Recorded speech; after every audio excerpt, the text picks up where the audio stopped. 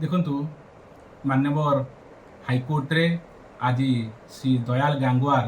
तांका status report produce करथिले एवं सेथरे से उल्लेख करथिले पाखापाखि 96% पुलिस स्टेशन सीसीटीवी प्रॉपर्ली काम करुच्ची जहाँ को डिस्ट्रिक्ट वाइज मॉनिटर करा जाउची एवं पाखापाखि 65% को मॉनिटर करा जाउची स्टेट लेवल आउ जो 4% पुलिस स्टेशन ने सीसीटीवी कार्यकारी हो पारिनी जहाँ कि बाय द एंड ऑफ नवेम्बर से कार्यक्षम हो पार मानव कोर्ट निर्देश देइचंती समस्त पुलिस आउटपोस्ट गुड़िक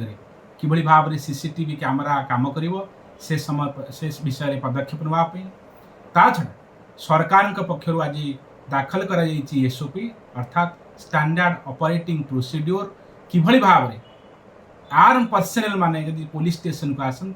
पुलिस कि व्यवहार प्रदर्शन करिवो से मर्म सरकार निष्पत्ति आज माननीय कोर्ट रे जणे दि जाए छड़ा माननीय कोर्ट जानिया चाहिए जे यही एसओपी की से माने इम्प्लीमेंट करंतु पुलिस आउटपोस्ट गुड़िक करने सरकार तरफ सम्मति प्रकाश कर गोटे कथा आसुची माननीय कोर्ट जानिया चाहिए जे जो पुलिस पर्सनल जो आर्म पर्सनल आसवे तांकर जो एसओपी दिखाई से मर्म सठिक भाव में कार्यकारी होना देखा ता छड़ा माननीय सुप्रीम कोर्ट का जजमेंट अनुसार परमजीत सिंह चयनी का केस अनुसार